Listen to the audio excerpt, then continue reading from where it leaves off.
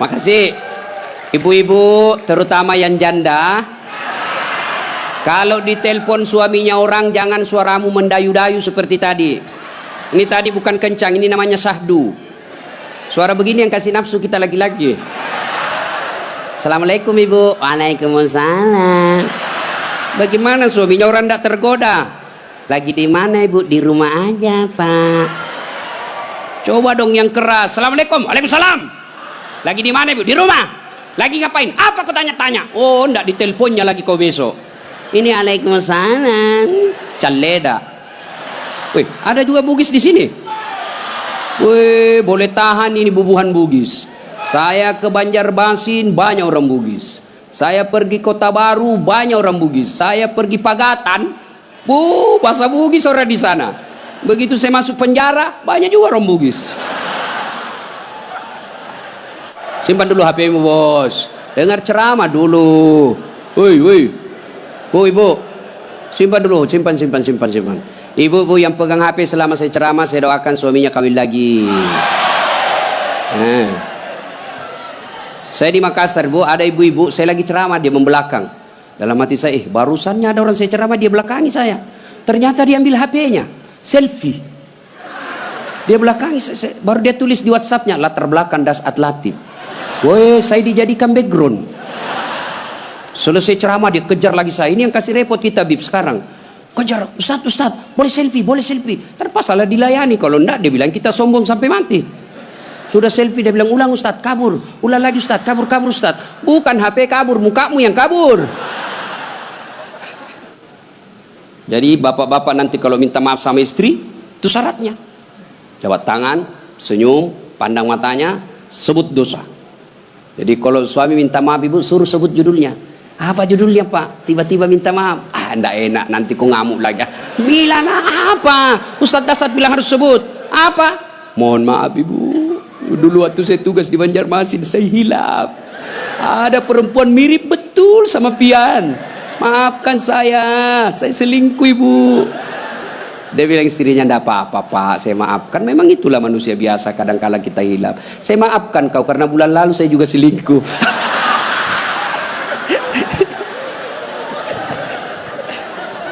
Ibu-ibu, ini sebenarnya bapak-bapak banyak selingkuh gara-gara ibu-ibu juga.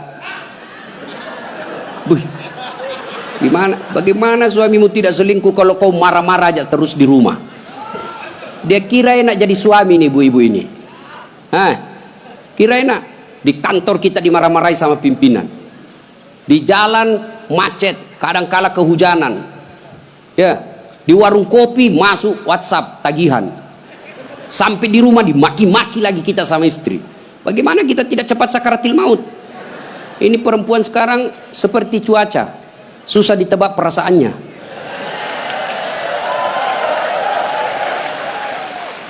Dia kira enak laki-laki. Ibu, dengar ibu.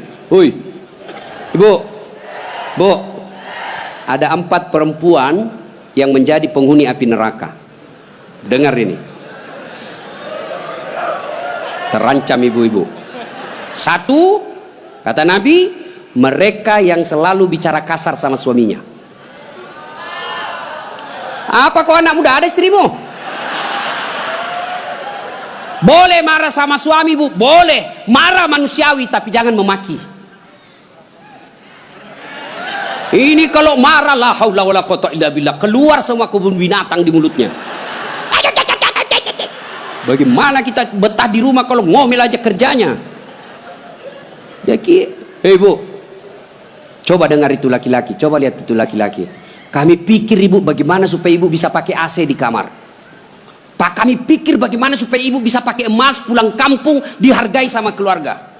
Kami pikir bagaimana supaya kalian bisa dibelikan mobil supaya tidak hitam kulitmu. Itu dipikir sama suamimu. Makanya jangan suka marah-marah.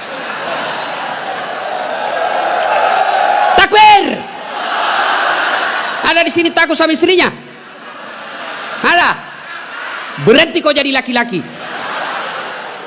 Ngamuk Ustaz. Kalau dia ngamuk enggak apa-apa. Dia pecahkan piring satu, pecahkan satu lusin. Dia pecahkan semua. Kenapa? Piring, gelas boleh dibeli. Harga diri sebagai suami tidak boleh diinjak-injak istri. Takbir. Ah, itulah yang takut sama istrinya. Oi bu, oi. Satu, perempuan yang menjadi penghuni api neraka yang suka bicara kasar. Boleh marah, tapi jangan memaki. Marah silahkan, manusiawi. Tapi jangan memaki-maki. Goblok memang kau jadi laki-laki. Sudah goblok, hitam, gendut. Wah, ini penghuni neraka ini. Enak juga kalau kita pulang kampung, pulang rumah, capek kita tadi jual ikan. Sampai di rumah disambut sama suami dengan senyuman. Bila kamu di sisiku, hati rasa syahdu. Tenang perasaan. Langsung sudah bilang, bu, kalau ada duit saya belikan kau emas. Masuk lagi kamar suami, berantakan kamarnya, marah-marah, peluk suami kita sambil menyanyi. Insaflah wahai manusia, bila dirimu bernoda. Itu kan lagu-lagu ibu-ibu dulu, lagu-lagu nasihat, iya toh? Mungkin Tuhan mulai bosan melihat tingkah kita yang selalu salah dan bangga dengan dosa-dosa, atau alam mulai enggan bersahabat dengan kita. Coba kita bertanya pada rumput. Itu jadi kalau suaminya susah rezekinya, singgung dengan itu lagu. Mungkin kau banyak dosa. Itu lagunya ibu-ibu dulu. Sekarang lagunya ibu-ibu apa? Yo ayo, yo ayo, yo ay, beleng-beleng. Senamlah dia di depan kantor bupati. Ibu-ibu di depan, bajunya sempit, roknya sempit. Bapak-bapak di belakang. Ibu-ibu di depan dah jadi pelatih. 1, 2, bapak-bapak di belakang. 3. Bagaimana enggak beleng-beleng semua ini? Putar ke kiri. Apa lagu-lagu begitu? Coba kalau salawat kayak tadi, nyaman perasaan. Ya, woi, bu. Nah, 1, boleh marah, jangan memaki. 2, perempuan menjadi penghuni api neraka. Mereka yang membebani suaminya melebihi kemampuan suami. Suaminya gajinya cuma 4 juta, tapi gaya hidupnya 7 juta. Kayaknya banyak penderita di sini ya. Hei, ibu-ibu, kenapa kita miskin? Karena kehidupan, gaya hidup kita melebihi rezeki. Allah kasih rezeki 5 juta 1 bulan, tapi gaya hidupnya 8 juta. Akhirnya apa? Ngambil kredit, tidak bisa tenang. Coba kalau gaji kita 5 juta, gaya hidup kita 3 juta, insya Allah tenang perasaan. Kita miskin karena melebihi kemampuan kita. Maka suami kalau rezekinya 3 juta, jangan kau bebani. Ini kan tidak dibebani suaminya. Datanglah itu tukang kredit mobil. Bu, kalau ada mobil bu, tenang ibu. Ibu sudah tidak kehujanan. Pulang kampung nanti, ibu enak lagi. Satu keluarga, nggak perlu lagi naik PT-PT. Enak kan? Ini namanya penjual mobil, semua enak dia cerita. Dia tidak cerita bagaimana kalau kempes banyak. Bagaimana kalau mogok mobilnya? Tidak ada cerita itu. Akhirnya apa? Usullah kepada suaminya, bang, masukin aja deh sertifikat rumah supaya kita bisa mobil. Akhirnya apa? Bulan pertama masih bisa dibayar cicilannya. Bulan kedua tidak bisa. Bulan ketiga, 4 tidak bisa. Akhirnya apa? Diambil mobilnya. Sudah diambil mobilnya, diambil pula sertifikat rumahnya digadai. Mengamulah gara-gara kau yang tidak bersyukur ini. Maka jangan melebihi kemampuan suami. Ibu-ibu punya siku? Punya? Woi, punya siku? Coba gigit sikunya bu. Coba. Kalau ada yang bisa gigit sikunya, saya kasih hadiah. Coba, mana bisa? Nah, itulah orang yang memaksakan suaminya melebihi kemampuannya. Dan yang ketiga, kata Nabi, orang yang akan menjadi perempuan penghuni neraka, mereka yang mempertontonkan auratnya di depan lelaki. Bu, terutama ini akhwat cewek-cewek nih, mari kita kerjasama. Kami laki-laki jaga mata, tolong kalian perempuan jaga akhlak. Biar kami setengah mati jaga mata, kalian gentayangan di jalan, habis amal kami bos.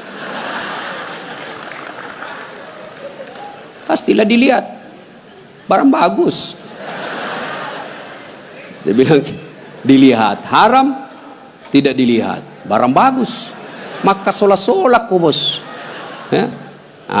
Yang keempat, orang yang akan menjadi perempuan penghuni api neraka, mereka yang tidak mendirikan sholat.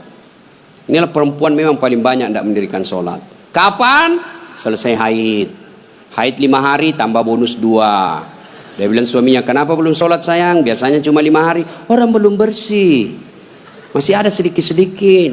Dia bilang suaminya, bohong. Apa bohong? Saya kasih lihat kau. Apa mau dikasih lihat? Ketawa baru kau yang begitu. Kapan lagi perempuan banyak yang sholat? Kalau ada pengantin, mukanya dikira tembok, coklat, biru, krim, abu-abu, jilbabnya 3 lapis, kuning, coklat, jilbab sakaratil maut. Ibu bapak saudara-saudara sekalian ya. Jadi orang yang menyesal di akhirat kelak, mereka yang memutuskan persaudaraan. Maka sebentar ini kalau ada tetangga kita pernah kita sakiti, minta maaf lalu kembalikan barangnya orang. Pegawai-pegawai negeri yang pernah ngambil mesin komputer di kantor, kasih kembali bos ya. Dan itu kalau tidak dikembalikan, ketika kita di padang mahsyar dipanggil kita satu-satu. Bayangkan dari Adam sampai kiamat, kumpul berapa triliun manusia, dipanggillah kita satu-satu. Siapa dulu yang dipanggil? Nenek kita yang duluan mati? Tidak. Kakek kita yang duluan wafat? Tidak. Leluhur kita yang duluan wafat? Tidak. Lalu siapa dulu yang dipanggil? Nama-nama Islam dulu.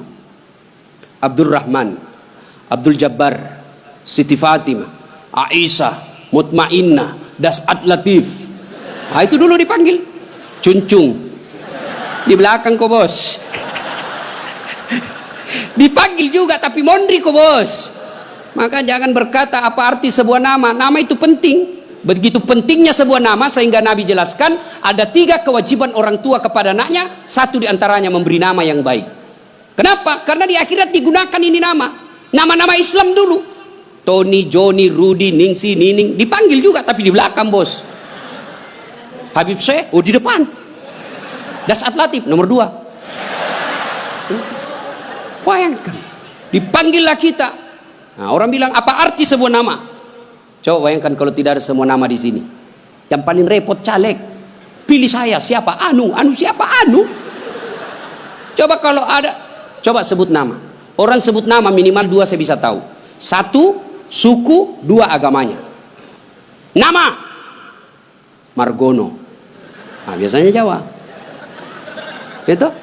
Nama Ambok Dalle. Anda mungkin Cina. Masa Ambok Dalle Cina? Pasti Bugis. Ya kan? Nama. Yang kedua, nama adalah doa. Ketika nama anak kita Mutmainnah, orang yang memanggilnya wahai Mutmainnah, wahai kau jiwa yang tenang, berarti orang mendoakannya. Dan di akhirat dipakai kelak. Ustadz, bagaimana saya Ustadz? Sudah terlanjur namaku Ronaldo karena bapakku pecinta bola. Bagaimana caranya Ustadz? Ya Islamkan. Bagaimana cara mengislamkannya? Tambah Muhammad di depannya. Muhammad Abdul Ronaldo. Nggak nyambung Ustadz, biar nggak nyambung. Yang penting selamat kok bos. Masih ingat almarhum Presiden kita Soeharto? Sebelum beliau menunaikan ibadah haji, kan namanya cuma Soeharto. Setelah menunaikan ibadah haji, Raja Fat waktu itu sadar, wah menderita nih Pak Harto nanti kalau tidak diislamkan. Maka diislamkanlah namanya, ditambah di depannya Muhammad Soeharto. Ibu Tin juga ditambah di depannya Siti. Maka ibu-ibu yang sudah terlanjur namanya islamkan. Harus rubah KTP? Tidak. Yang penting misal ulang tahun. Saudara-saudara sekalian, hari ini nama saya islamkan. Yang tadinya Desi Ratnasari, saya menambah di depannya Siti Desi Ratnasari. Yang ketawa serius orang ini. Nama penting.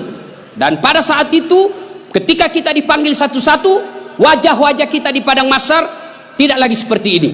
Ada yang mukanya seperti ular. Kata Nabi, siapa yang muka ular? Mereka yang suka menjilat-jilat. Ini di kantor bupati banyak begini. Ya Pak, siapa. Ada juga orang itu pegawai kayak ndak punya lagi harga diri di depan bupatinya. Ya Pak, terserah Bapak. Wah. Cemen lu men. Ya. Yang kedua kata Nabi, ada juga nanti yang mukanya seperti anjing. Siapa muka anjing ya Rasulullah? Beliau menjawab, mereka yang disogok dan menyogok. Nah, ini termasuk anggota DPR nanti yang terpilih karena nyogok. Ada begitu di sini? Ada? Nah, kau salah, kenapa kau pilih? Tapi kau larang, tapi kau bilang wane piro. Nah. Lalu kata Nabi, ada juga nanti yang mukanya seperti tikus. Ya Rasulullah, siapa muka tikus? Mereka yang suka mengambil barangnya orang. Nah, ini yang ini di sini ya, yang suka korupsi dan disuruh pikul itu hasil korupsinya. Saya kalau lihat itu orang korupsi 3 miliar, 10 miliar, setengah mati dia pikul nanti itu. Dia bilang, mahasiswaku 10 miliar uang dolar Singapura Ustaz itu dikantongi ji. Saya bilang, jangan kau bayangkan uang Singapura, uang koin. Apa? Uang koin 10 miliar, pikul kau itu. Nah. Ada juga kata Nabi yang nanti mukanya seperti kuda. Siapa muka kuda ya Rasulullah? Nabi menjelaskan, mereka yang suka mendahului imam ketika sholat berjamaah. Nah, ini anak muda ini yang banyak. Imam belum turun dia sudah turun, imam belum naik dia sudah naik. Ditanya, kenapa kok cepat sekali? Dia bilang, ini orang tua Ustaz, sudah lowbat, saya masih full charge. Tidak boleh begitu bos. Ini juga imam kadangkala harus perhatikan. Ada juga kadangkala imam membalik-balik sunnah Rasul. Nabi jelaskan, kalau kau jadi imam ringkaskan bacaan sholatmu. Ini baru jadi imam mau takbir aja sudah lama. Gaji itu muakkak mani bawan selesai. Ada juga yang begitu. Kata Nabi, ringkaskan bacaan sholatmu. Ringkas. Yang kedua kata Nabi, bacalah yang umumnya orang hafal. Tujuannya apa? Satu, orang bisa husuk mengikuti kalau yang dia baca hafal. Coba kalau imamnya membaca kul huwallahu ahad, anak-anak juga ikut di belakang kul huwallahu ahad, karena dia hafal.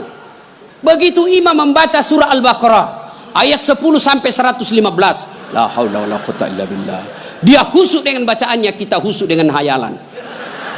Kita mau ikut, tidak dihafal, mau ruku belum selesai, terpaksa kita baca semua itu di dinding. Keadaan keuangan masjid, pengeluaran, saldo, waduh, sudah dibaca satu tripleks, belum selesai bacanya imam, dibaca lagi kalender Persatuan Guru Republik Indonesia cabang Kabupaten Tanah Bumbu. Selesai lagi, belum selesai imam, dibaca lagi bajunya orang caleg DPR RI nomor urut 7 dari Partai Nasdem. Dibaca semua Pak. Siapa yang salah? Siapa salah? Imam. Makanya kata Nabi, baca yang umumnya orang hafal dan ringkaskan. Ada orang jadi imam, dites lah anak penghafal, kau jadi imam nak, mau didengar bacaanmu, jadi imam lah, hanya dia yang hafal. Begitu lagi sholat, tiba-tiba ada cicak jatuh, kena telinganya, stres hilang hafalannya. Apa sambungannya ini? Oh, dia lupa betul, hening satu masjid. Tiba-tiba imam berkata, tolong bantu di belakang. Dia bilang di belakang, saya juga tidak tahu. Tiba-tiba berteriak, kalau begitu ya sudah, Allahu Akbar. Memangnya anggota DPR. Saya punya pengalaman ini Pak, waktu saya kecil di kampung SMP saya waktu itu, sholat asar lama sekali imam sujud. Kenapa lama betul ini imam sujud? Ada apa ini? Tiba-tiba ada kawan saya nakal, diangkat kepalanya, hilang imam. Ternyata yang ditunggu sudah keluar. Dia keluar dari pintu samping, kacau sholat. Selesai sholat ditanya, Pak Imam, kenapa kau tinggalkan kami? Dia bilang, saya kentut nak. Pak Imam, lain kali kalau kentut kasih bangkit dulu kepala supaya kami lihat kau keluar. Dia bilang, saya sengaja, malu saya kau lihat. Kacau sholat. Siapa yang salah? Siapa salah? Siapa salah? Imam. Makanya hati-hati milih imam. Ya, ada lagi kejadian ini waktu saya kuliah KKN. Belum jadi ustadz saya waktu itu. Ada kawan saya, dia pakai baju gamis. Wah, saya bilang pasti anak pesantren. Jadilah imam dia. Saya di belakang dua anak fakultas sastra. Begitu dia baca Al-Fatihah masih aman. Dia baca Al-Kafirun, dalam hati gue cari penyakit ini orang ini. Bener, dia baca tidak mau sampai. Wala antum abiduna ma a'bud wala ana abidu ma abattum wala antum abiduna ma a'bud wala ana abidu ma wala antum tak putar. Temanku jengkel ini ada sastra, kenapa itu tak putar-putar? Lah sudah ini juga saya pikir. Kacau sholat. Makanya kalau imam salah, kacau jamaah kita. Makanya hati-hati milih imam. Kata Nabi, Milih imam itu tidak boleh sembarang. Jamaah makmum boleh, mulai dari orang waras sampai orang gila boleh jadi makmum, mulai dari orang belum balik sampai dewasa boleh jadi makmum, tapi imam tidak boleh. Kenapa? Salah imam, salah kalian jamaah. 2020 Tanah Bumbu akan milih imam bupati, salah milih imam, salah kalian, menderita kalian di kabupaten ini. Maka hati-hati milih imam. Pun kita jadi makmum juga tidak boleh sembarang, harus ada etikanya. Jadi makmum kata Nabi, kalau kau ke masjid sikat gigi dulu, terutama kalau subuh. Bayangkan kalau kita tidak sholat, tidak sikat gigi, tidur semalaman, orang di samping kita balik kanan, kita balik kiri menguap, sampai meninggal dia ingatnya itu, busuk mulutnya itu. Sunnah sikat gigi. Apalagi kalau kau jadi makmum, jangan kau merasa kaulah yang paling soleh dalam masjid itu. Ada juga orang takbir itu kayak mau dia gigit kita punya telinga. Cool man. Baca Al-Fatihah kayak dia ada di telinga sampingnya. Pada cengi capuk. Hanya ganggu ki. Ada lagi apa? Itu kaki. Kaki juga itu kadang-kala mengganggu. Kita kasih pindah, dia kasih pindah lagi kakinya. Kasih pindah, dikasih pindah lagi. Saya jengkel, saya injak. Selesai salat, Ustaz kenapa kau ganggu saya? Makanya adik-adik kalau mau saya tanya, kenapa kau kasih pindah-pindah kakimu? Kau ganggu saya? Dia bilang supaya rapat saf. Bos, sini. Kalau mau rapat safmu bukan jari-jari kaki yang kau tempel, tapi apa? Bahumu atau siku. Kalau siku rapat pasti saf rapat. Nggak ada orang sholat begini. Tapi kalau kakimu rapat, safmu longgar. Iya. Ada lagi selesai sholat yang paling menjengkelkan itu, selesai sholat dia ambil saf paling depan, belakangnya imam. Begitu assalamualaikum langsung lompat, mau lihat, ndak jabat tangan, ndak langkai orang, itu kurang adab kalian. Kalau kalian tidak mau doa bersama, tidak mau jabat tangan selesai sholat, ya sudah di belakang kau duduk, supaya kau tidak ganggu orang. Ingat adik-adik sekalian ini yang baru belajar agama, puncak dari semua ilmu adab. Rasulullah ditanya, ya Rasulullah, untuk apa Rasul diutus ke muka bumi? Mencerdaskan kehidupan bangsa? Bukan. Mengangkat harkat dan martabat? Bukan. Apa? Liutammima makarimal akhlak. Memperbaiki akhlak manusia. Ini kita berbeda mazhab, saling mengkafirkan, saling menghina. Zaman sekarang aja ini kita ribut-ribut sesama muslim. Dulu tahun 90-an, kita kalau sholat subuh, Allahu Akbar, di samping kita tidak kunut, dalam hati saja, oh Muhammadiyah. Selesai. Allahu Akbar, tidak kunut, Muhammadiyah berarti ini. Itu aja dia. Sekarang saya pun dimaki-maki di Facebook. Apa kau Ustaz bicara-bicara sunnah, baru kau tidak pelihara sunnah? Kenapa kau tuduh saya tidak pelihara sunnah? Buktinya kau tidak pelihara jenggot. Ya mau diapa kalau tidak mau tumbuh? Saya sudah kasih minyak, Bib, tidak tumbuh-tumbuh. Malah marah istri saya, ini Ustaz kasih kotor-kotor bantal, kasih minyak nih Bu. Ya. Nah saudara-saudara sekalian, ini golongan, maka sebelum wafat minta maaflah orang-orang yang pernah kita sakiti. Kalau ada berkaitan dengan barang, kembalikan. Ibu-ibu yang pernah ngambil sendoknya orang ketika pengantin, kasih kembali. Karena ada juga itu ibu-ibu Columbus. Tahu Columbus? Kelompok ibu-ibu pembungkus. Kalau ada pengantin dia bungkus semua kuai.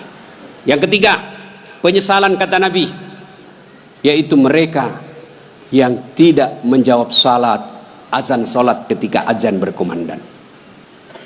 Puasa, haji, zakat, sedekah, semuanya akan sia-sia ketika tidak mendirikan sholat. Adik-adik, kalian tidak usah malu kalau kalian tidak jadi pegawai negeri. Ibu-ibu, kalian tidak usah cemas dan merasa malu kalau sampai sekarang ini masih ngontrak-ngontrak rumah.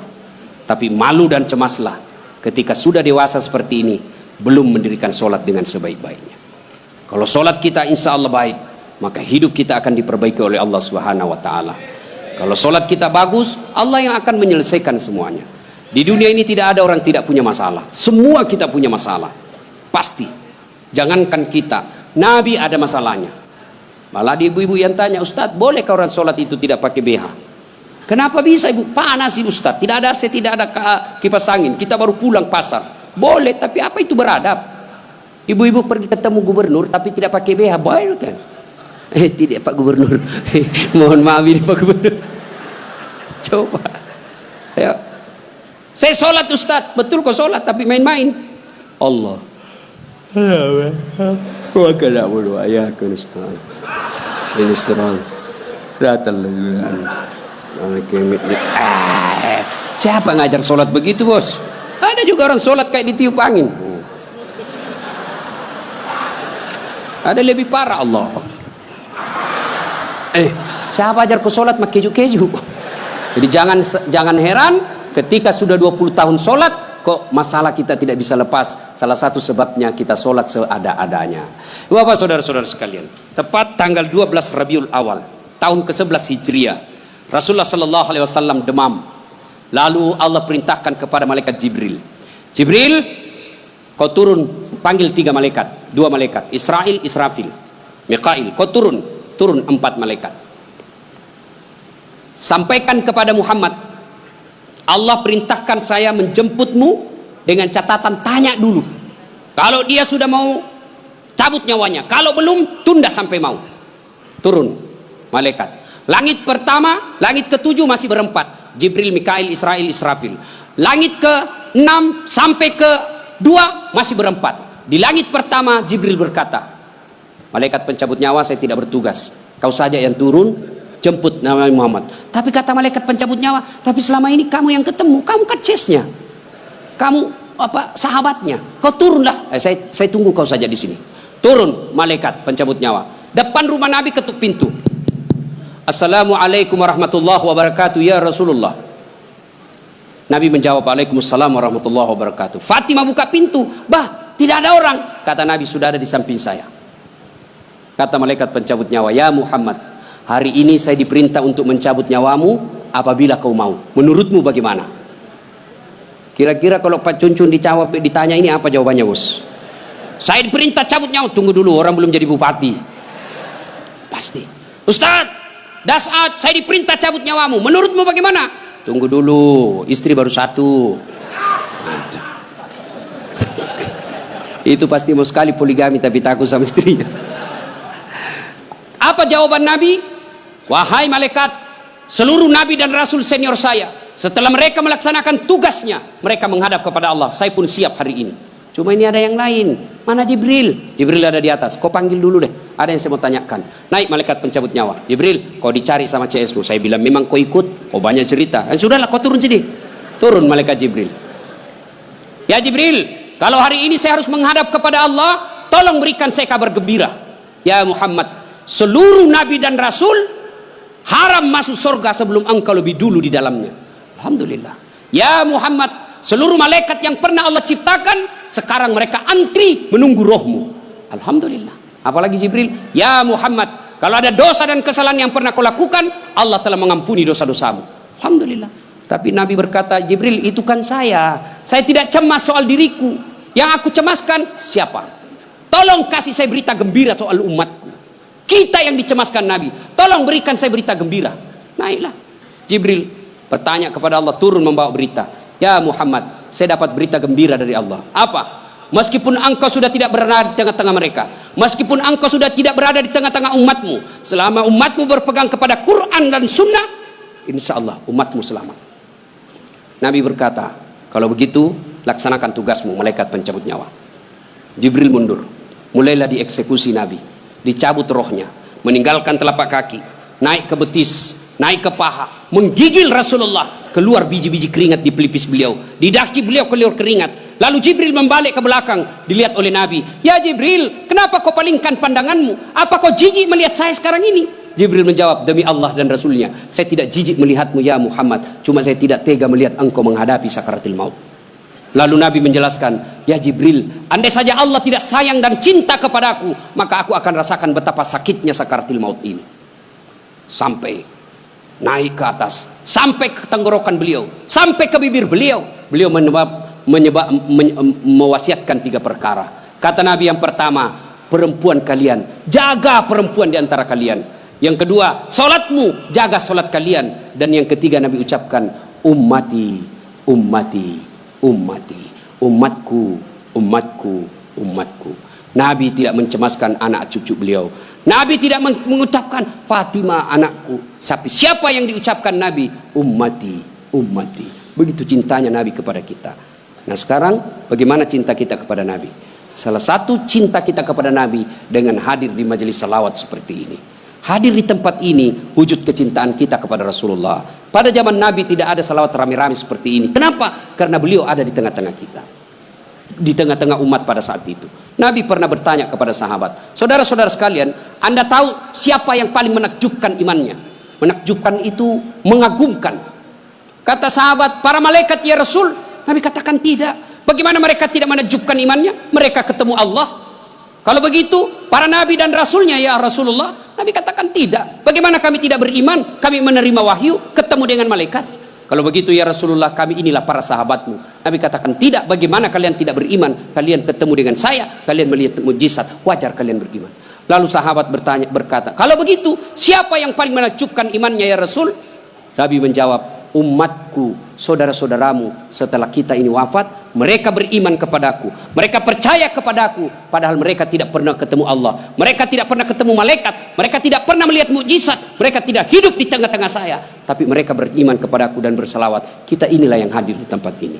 Mudah-mudahan Allah berikan waktu dan kesempatan kepada kita untuk lebih banyak lagi mencintai Rasulullah. Salah satu di antaranya berselawat seperti ini. Ketika Allah perintah kita puasa, Allah tidak ikut melulukan ibadah puasa. Allah perintah kita haji, Allah tidak meninggalkan ibadah haji.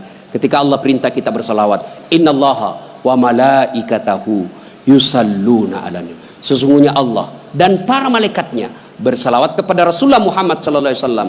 Maka wahai orang-orang yang beriman, bersalawatlah kalian kepada Rasulullah. Dengar, garis bawahi, yusalluna 'alan nabi, sallu alaihi wa sallimu taslima. Selawat dengan sebaik-baik selawat. Maka jangan bersalawat sambil merokok, jangan bersalawat sambil mengisap. Kenapa? Seluruh ulama Timur Tengah mengatakan rokok itu haram, maka rasa-rasanya tidak etis ketika Bapak menyebut nama Nabi sambil mengisap rokoknya. Mudah-mudahan ada manfaat, lebih dan kurangnya mohon dimaafkan.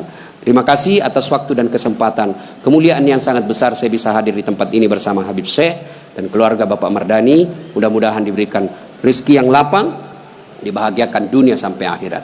Demikian. Kalau masih ada yang mau dengar ceramah saya, silahkan nonton Tabligh Akbar Damai Indonesia TV One setiap hari Sabtu atau Ahad pukul 12.30 atau setengah 2 waktu Kalimantan. Cuma lama baru muncul sekali seminggu. Ada yang gampang. Gimana caranya? Ambil aplikasi YouTube, tulis nama saya Dasat Latif. Keluarlah ceramah saya yang ratusan ribuan itu. Sudah nonton jangan lupa like and share. Subbreaker. Kasih begini aja, kasih begini bos. Jangan kau kasih begini. Kalau kau kasih begini dicari kau malaikat pencabut nyawa. Masa ceramah kau kasih begini? Nggak enak dilihat. Saya tidak suka. Nggak usah kau nonton. Jangan kasih begini. Nah, cuma cepat habis kuota karena 1 jam. Maka saya sediakan yang tidak menguras kuota namanya Chelsea. Ceramah singkat 1 menit saja. Gimana caranya Ustadz? Follow saya di Instagram.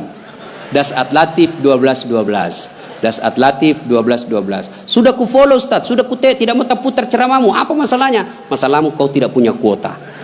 Demikian, mudah-mudahan ada manfaat. Lebih dan kurangnya mohon dimaafkan.